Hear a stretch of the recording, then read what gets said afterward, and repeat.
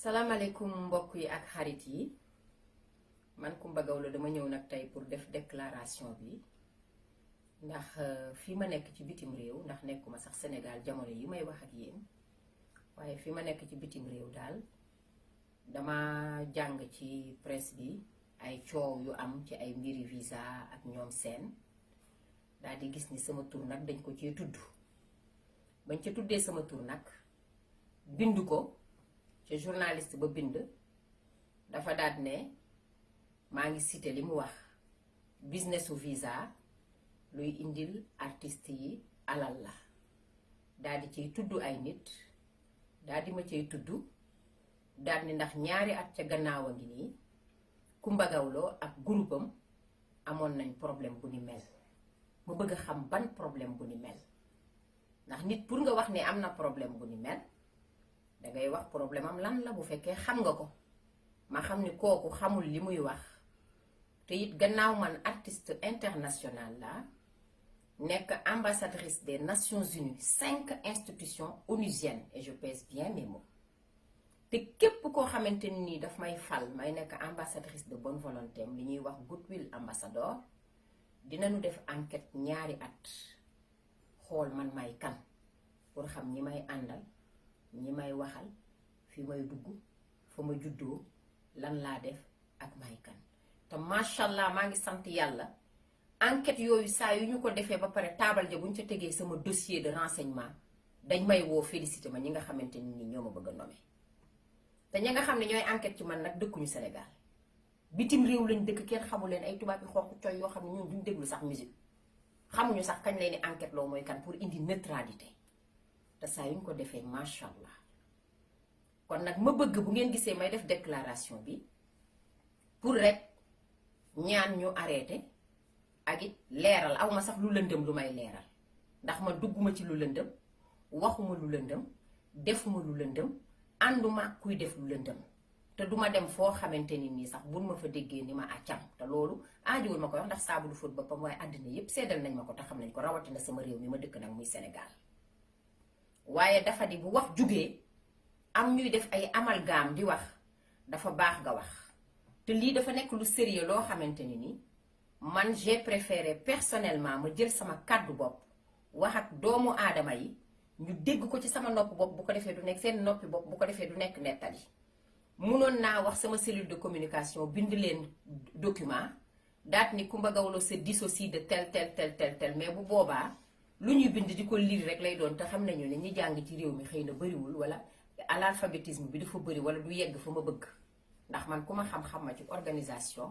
te staff professionnel laa yor ay professionnel lañ yoo xam ne duñu ñuy jàngantu te man it damaa jàng xam samay droit xam li may def xam bu baax fi ma koy teg waaye bu ngeen gisee defuma benn këyit wala benn communiqué wala dara ma préféré wax dama bëgg rek di invité képp koo xamante ni journaliste nga wala bindkat wala doomu aadama buy jël sama tur di ko associé ci ay malversation bay jël sama tur di ko joxe ay exemple nga arrêté ko parce que man 30 ans de métier def naa ko macha allah mën naa ne sax lu ëpp 30 ans de carrière ndax 1986 laa commencé way depuis Voix d'Or te ba ma dalee way ba tey defe naa ne maa ngi sant yàlla sama bopp gaar naa ko gaar sama tur muñ ay neex-neexu àddina yoo xamante ni ni ay sacrifice choix de vie yu ma def la rek pour am une image irréprochable te loolu tey moo ma may crédibilité ak image irréprochable bi ma am ba institution onusienne bu jug ci sama réew ak sur le plan international voire mondial woo ma nekk seen ambassadrice de bonne volonté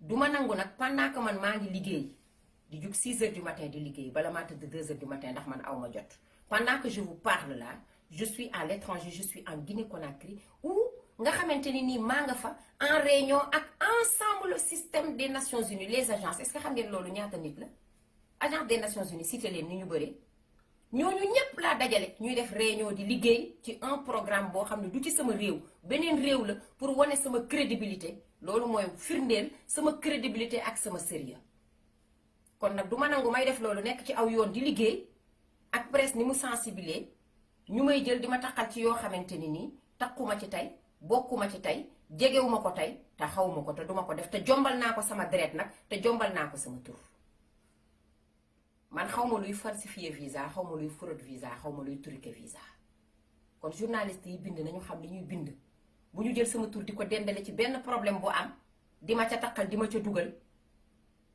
di ma jéem a taqal mënuñu ma taqal nag parce que man ñi may liggéeyal xam nañ ma te xam nañ maay kan waaye dindiku nag dafa baax li sama maam daan wax naan buñ la naree taqal jooy woowil say géwal ñu ñëw waxal la man nag duma woo samay géwal maay sama géwalu bopp te ñi may liggéeyal xam nañ ma bu baax xam nañu maay kan ndax bés bu ne ñu xam li may liggéey te it nag koo xamante ni nii yow ay ambassadeur da ngay liggéey ak ñoom kooku soxla woo di jël ambassadeur di leen poignard dans le dos ndax koy ay ambassadeur de pays étranger di seet si ci sa kër sa baay génn àddina ñu di la jaale si muy la France muy les Pays-Bas muy l'Italie muy le Japon muy la Chine bu ma dee lim du ma fi jóge ci sa biir réew ak beneen réew boo dem ay ambassadeur di organiser ay dîner spécial en ton honneur ci sa tur sa modeste tur kon kooku defe naa ne ñàkk fayda ak doyadi bu day ne dem naan da ngay dem di furat wala ngay trafiquer lu lay yàqal ndax la nga fa am moo ëpp ay visa kon man soxlawu ma bëgg nag ñu arrêté bés ni ki tey képp koo xamante ni journaliste nga am nga loo bëgg a bind ci man te xam nga ko sax dafoo ci ne jàpp la mais boo amee loo bëgg a bind ci man wala loo bëgg a wax ci man mais am naa cellule de communication et ce sont de vrais professionnels woowal sama cellule de communication nga ni leen dama bëgg a defal interview seen artiste ci direction bi laa ko bëgg a jëmale bu ñu direction boobu intéressé ma accorder la interview bi sur la base de sur conseil de mes conseillers en communication su ko sama emploi du temps permettre it ma accorder la ko parce que loolu mooy yoon bi te loolu mooy déontologie professionnelle képp ku teggi yoon boobu nag jël beneen yoon di jéem a jël sama tur di ko mele ci quoi que ce soit lu dul yoon duma ko nangu et ça je ne le négocie pas je l'exige le respect de mon image le respect de mon nom ça je ne le négocie pas je l'exige parce que moi-même je me le suis exigé dama ko exiger sama bopp man dama am dundin ci àddina am gëm-gëm ci àddina am fulla ci àddina am pasteef ci àddina xam ne àddina fulla ak fayda pasteef bu ma sëkk mooy tax nga génn ci def ay sacrifice nag bi may xale ba tey ci àddina ba nekkuma ci fait divers kon du ma nangu ku ma dugal fait divers pour la petite histoire parce que bu ma ko waxul tey dinañ ko waxaat suba ñu sulli ko ni moo ko defoon déedéet dama koy wax léegi wax nu mu demee mu jeex pour la petite histoire affaire visa bi ñuy wax naan le frère de Coumba Gawlo parce que je cite le journaliste li mu wax mooy il y a 2 ans de cela ci tubaab ni mu ko waxee le frère et manager de Coumba Gawlo Seck et son groupe avaient le même problème ou bien a été jugé pour un problème similaire quel problème booy wax da ngay xaar da ngay xam est-ce que ce journaliste bi wax loolu ñëw na ba ci man maanaam ci wolof bu ma koy tekki pour ñi déggul tubaab mooy kooku dane ñaari at ci gannaaw kat problème mu coowu visa bii am artiste Coumba Gawlo frère am bi nga xam ne mooy manager am na problème bu ni mel waaye yow problème bu ni mel bu demee nan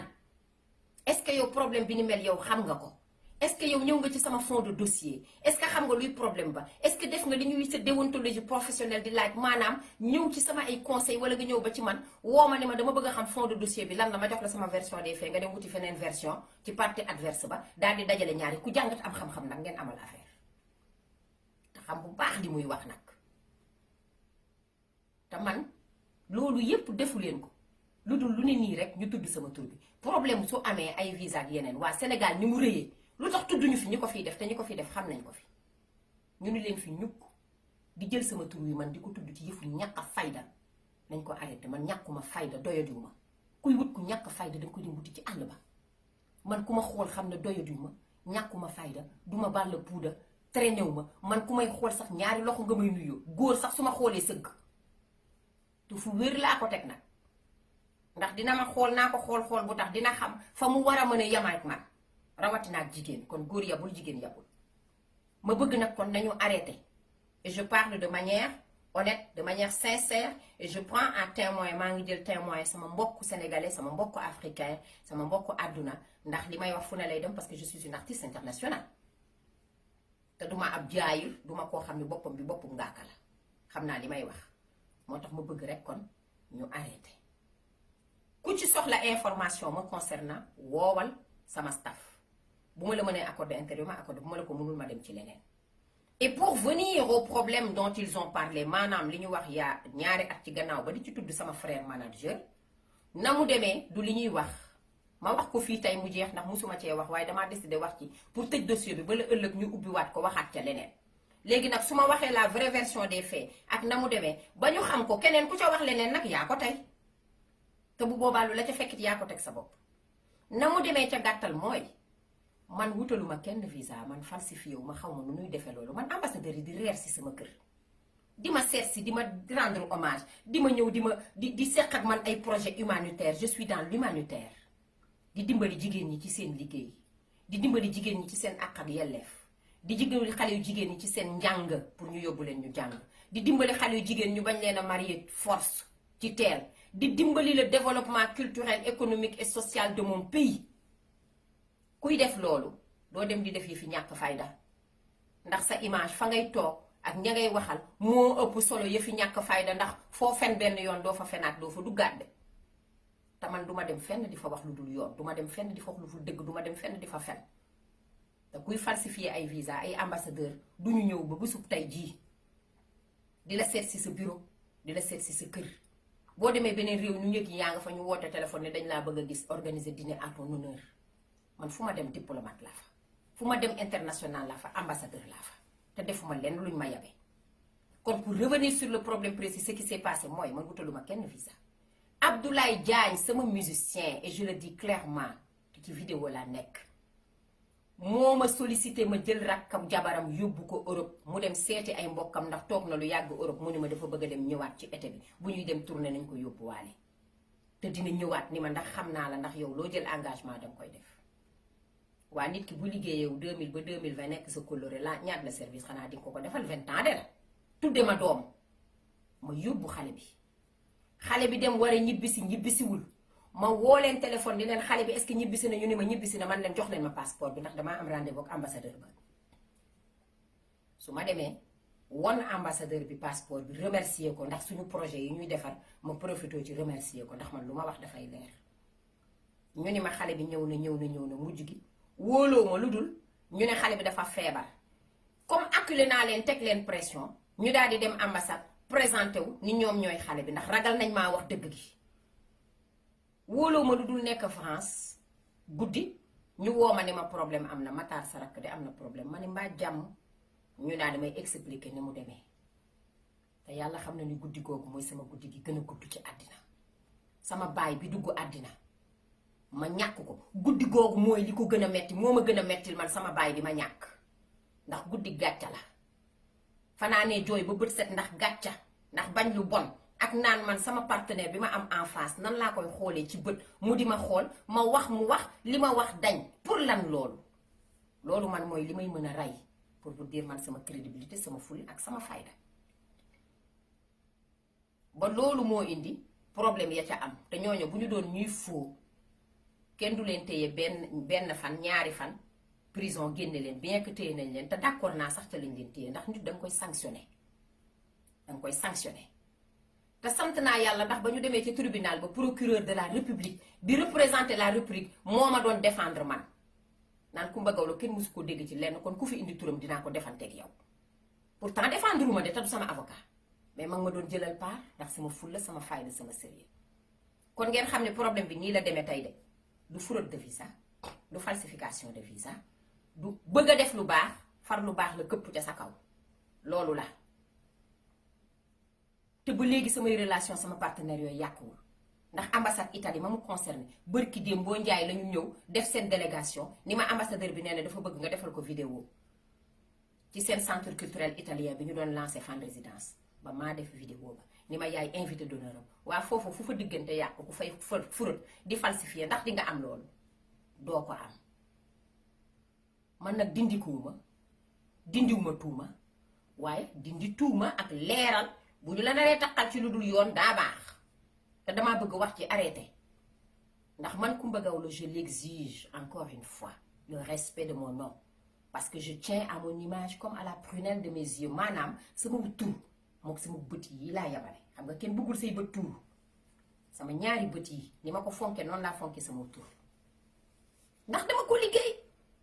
dugguma ci lu bon, waxuma lu bon, awma fu bon, awma xarit bu bon sax duma ànd ak yow, nit ku bon, mbokk mu bon sax bëgguma ko. waaye léegi kon man lu tax may liggéey nekk ci liggéey samay partenaire gis ni maa ngi liggéey ñuy cité samay tur yoo xam ne bu ñu tapee Google gis ko daal ne ah attention déedéet moo tax ma koy dindi ndax en ce moment maa ngi nekk ci ay liggéey yu mag yoo xam ne du ma nangu kenn di ma ko yàqal moo tax ma bëgg ñu arrêté ko kon ci gàttal daal ne ñépp xam ne man lu ñu ma tudd lu dul dëgg lu dul yoon bokkuma ci tey bokkuma ci ëllëg te xam nañ ko ndax sénégalais xam nañ ma àddina xam nañ ma Afrique xam nañ man maay kan sans aucune prétention ndax fii ma ne ci Guinée Conakry gii may defee message bi may diffuser tey dama fi nekk liggéey ak Nations Unies ak première dame de Guinée Conakry Diéné Condé kon loolu ku doyadi du ko def moo tax nag ma ne naa ko leeral wax ak àdduna bi wax ak ñépp wax ak surtout ñi nga xam ne ñooy bind ñuy def la part des choses bëggum bañu ma ko bind ci man mais booy bind ñëwal ci man jëlal appliquer déontologie professionnelle c'est tout ce que je demande sinon en défaut de quoi je vais être obligée d'amener de traduire tout simplement les gens devant la justice plainte lay bind yóbbu ko ci bureau procureur bàyyi nag samay avocat ñoom ñu liggéey seen liggéey man ma dem liggéey sama liggéey parce que aw ma jotu man di yéeg di wàcc di gérer ay détails pendant que ay nit ñi ngi jël sa tur di ko taqal di ko yàq yow yaa ngi nekk di liggéey di sonn pour vous dire que man aw ma jot may ñaan nag ñu arrêté ko loolu laa amoon lu may wax képp ko am sa problème na jël responsabilité que les gens assument leur responsabilité te képp ko amit problème maa ngi ñaan yàlla képp ko am jafe-jafe na nga ci génn ci jàmm ak ci salaam loolu rek laa ñaanal ñëpp waaye man sama jëmmi bopp daal nañu génn sama tur ci lépp loo xamante ni leerul ndax defuma lu lëndëm te man maa ngi défier nag ku mu mën a doon sama tur man Coumba Gawlo fu la neex demal nga enquête demal nga xool demal nga def say traçabilité wëral partout billaay doo gis loo wax amul lu dul bëri jom nangoo liggéey kese ku ma mën a waxal yu baax yooyu nag waxal ku ko mënul tëjal sa bopp ak sa journal ak sa site ak saw làmmiñ ci samay mbir loolu rek laa amoon lu may wax di leen gërëm di leen sant di nuyu samay xarit di nuyu samay am di jàmm di nuyu sama ñépp di leen sant loolu laa amoon lu may wax. Je vais dire le même message en quelques mots en français parce que peut-être que tout le monde ne comprend pas la langue wolof que je viens à travers laquelle je viens de m'exprimer.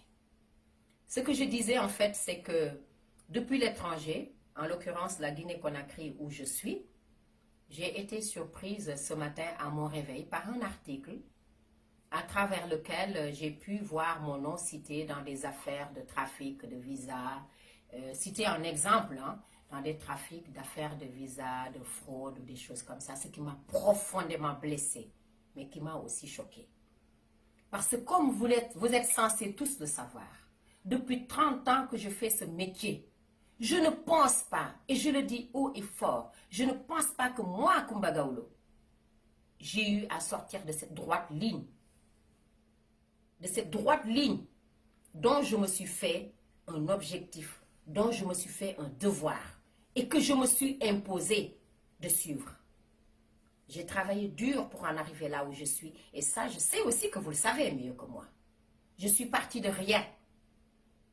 Et au fil des ans et au fil des combats et avec ma conviction, je suis arrivée aujourd'hui à être nommée ambassadrice de bonne volonté de 5 institutions onusiennes. Je dis bien 5 institutions onusiennes et je pèse bien mes mots. Et tenez-vous bien, qui venait pas nommer ambassadrice de bonne volonté des Nations Unies? Non, non, non, non, non. Il y a tout un processus. Avant d'être nommée ambassadrice des Nations Unies, pour ma part, j'ai fait l'objet de 2 longues années à chaque fois d'enquête de moralité, où au peigne fin a été tiré tout. Mes fréquentations, ma famille, mon passé, mes amis, mon vécu actuel, tout ce que je fais, au détail près. Et tenez-vous bien, ce sont des gens qui ne vivent ni au Sénégal ni en Afrique, qui s'occupent de ces enquêtes de moralité. Ce sont des gens qui ne me connaissent ni d'Adam ni d'Ève, qui font que leur boulot. Et grâce à Dieu, à qui je rends grâce, et l'éducation que mes parents m'ont donnée à mes parents, à chaque fois que ces enquêtes de moralité sont finies, sur la table est posée qu'une victoire, une personne clean. Ce n'est pas moi qui le dis. Ce sont les enquêtes de moralité qui le disent. Alors je ne vais pas accepter que moi, pendant 30 ans de métier, 30 ans de carrière, 30 ans de dur labeur, 30 ans de sacrifice, 30 ans de choix de vie, où je me suis imposé cette rigueur, cette exigence, à savoir où est le bien, où est le mal, à même résister aux tentations et refuser certaines facilités de la vie, même si elles sont bonnes. Parce que c'est derrière des propositions financières et autres. Mais j'ai fait un choix en le refusant en me disant, oh, c'est agréable, mais c'est pas bon pour moi. Mais c'est ça qui est bon pour moi. Que des personnes mal intentionnées, pendant que moi je suis à l'étranger, parce qu'au moment où je vous parle, je suis en Guinée-Conakry, où je suis en réunion de travail avec l'ensemble des agences du système des Nations Unies pour un programme aux côtés de la première dame Guinée-Condé. Donc quelqu'un qui fait ça n'a pas le temps. Pendant que moi je suis à l'étranger, donc pour faire ce travail noble pour l'Afrique, pour mon pays, le Sénégal, que des personnes mal intentionnées se mettent à citer mon nom dans des articles sur des faux et usages de faux. Je suis désolée.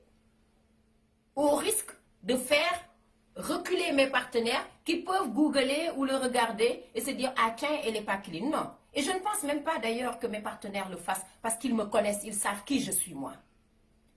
Parce que ce n'est pas tout le monde qui fait des messages avec les Nations Unies.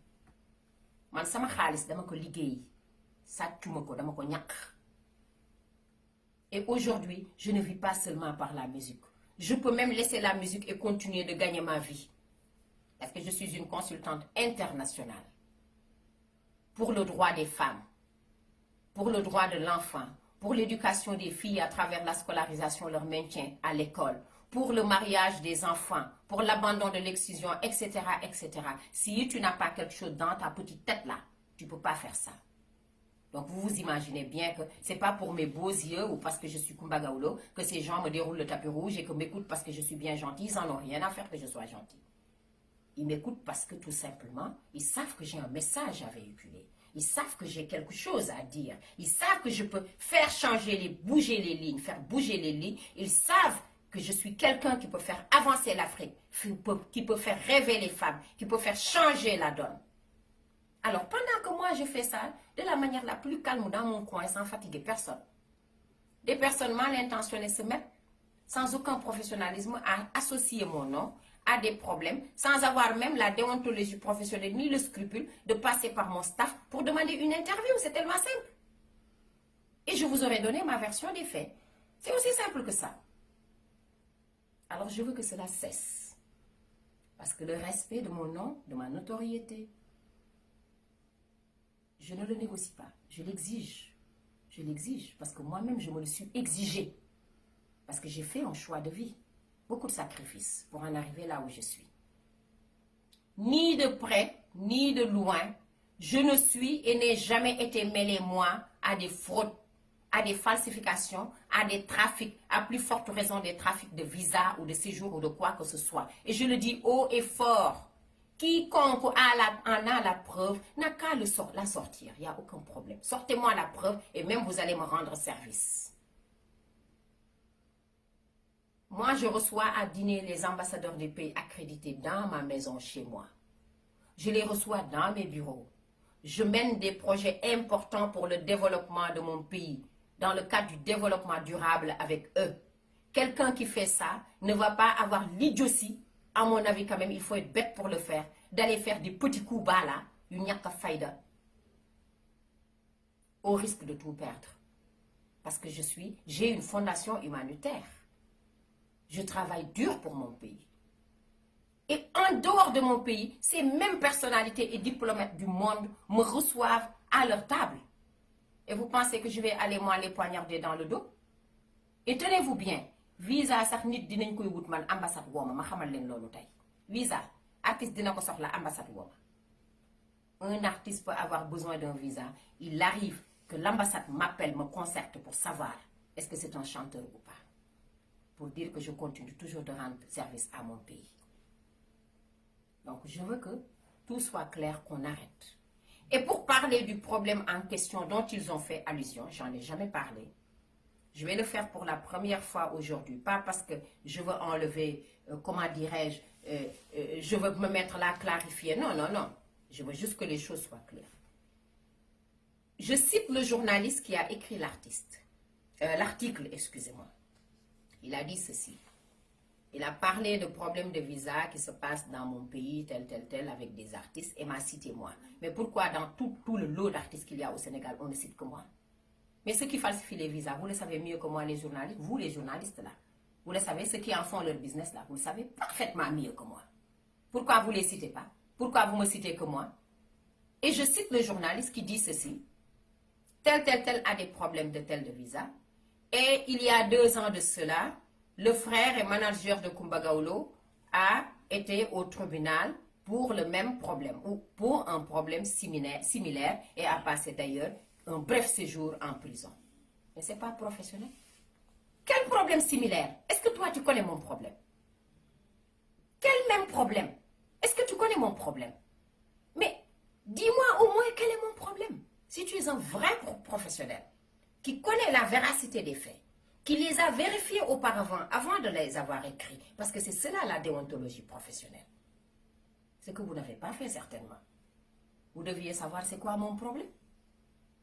Ce que vous ignorez parfaitement. Alors que le problème, c'est pas ça. Le problème en réalité, c'est que moi, Kumba Gawlo, j'ai voulu aider Abdoulaye Diagne, mon musicien, depuis 20 longues années, de 2000 à 2020, en amenant son beau-frère, qui est le petit frère à sa femme, suite à sa demande, à rendre visite à sa famille et à aller partir pour l'été lors de la tournée. Au retour de la tournée, le garçon n'est pas venu. J'ai posé la question, savoir est-ce que le garçon est venu? On me répond que oui, il est venu. Je dis, dans ce cas, donnez-moi le passeport. Parce que je dois aller voir l'ambassadeur. Je vais le remercier parce que ma parole, elle est d'honneur. Moi, ma parole, elle est d'honneur. Et puis, au fil des temps, à force de les acculer, certainement se sentant acculés et ne sachant plus quoi faire, ils se sont dit, on va trouver la solution la plus tordue qui puisse exister. Ce qui est une inconscience totale.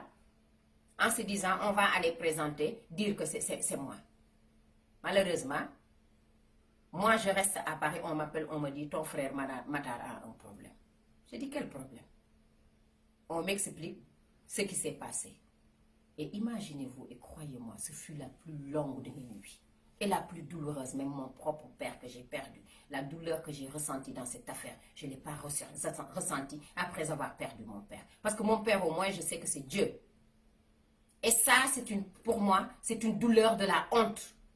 Pourquoi? Parce que j'ai en face de moi une personne à qui j'ai donné ma parole et mon engagement et j'ai failli. Et je préfère mourir que de faillir ou de baisser le regard. Ça, c'est ma nature. Je suis comme ça, moi, Kumba Gawlo. Et heureusement, la justice a bien compris qu'il n'y a eu aucune fraude plutôt, aucune falsification. Ils ont passé 2 jours à Rebeuss, vendredi, samedi. Lundi, ils ont été relâchés. S'il y avait de la fraude, ils n'allaient pas passer 2 jours. Et récemment, l'ambassade d'Italie en personne, qui est concernée, m'a invité même à faire une annonce pour leur théâtre. Et j'ai été l'invité d'honneur. Quelqu'un qui a des problèmes de visa ou qui falsifie ou qui fait des conneries de ce genre ne va pas quand même avoir l'invitation des ambassadeurs qui continuent à venir dîner à sa table. Si vous voulez quelqu'un à qu'incriminer, si vous voulez quelqu'un dont vous voulez salir l'image, cherchez ailleurs, pas chez moi. Parce que chez moi, je défie quiconque, il n'y a rien à dire. Absolument rien. Et je pèse bien mes mots. À compter d'aujourd'hui, je vous préviens. À compter d'aujourd'hui, je préviens. Là, je parle français maintenant comme une Africaine. Parce que je suis une vraie Africaine. Je vous préviens. Quiconque utilise mon nom sans passer par la déontologie professionnelle, c'est-à-dire le bon canal, par moi, cellule de communication, pour demander son interview, et se met à utiliser mon nom dans des choses qui ne sont pas claires, je vous assure et je vous garantis que je vais porter plainte directement auprès du procureur. Parce que mon nom, c'est moi qui l'ai travaillé, dur. Personne ne va dire c'est grâce à moi, à part Dieu et mes parents. Et je n'accepterai pas de faire des sacrifices pendant que d'autres viennent ternir mon image au risque de faire reculer mes partenaires qui vont penser que je ne suis pas clean, alors que moi je suis clean. Donc si le message est bien entendu, c'est clair, je souhaite vraiment, sans haine, sans rancœur, sans heurts, sans aucun problème, que juste mon souhait soit respecté, que mon nom soit respecté. Si vous le pouvez, tant mieux. Vous ne le pouvez pas, abstenez-vous d'écrire sur moi. Parce que je ne suis pas à la quête d'écriture. C'est ce que j'avais à dire. Je vous remercie. Et j'ose espérer que mon message est bien clair et bien compris. Merci.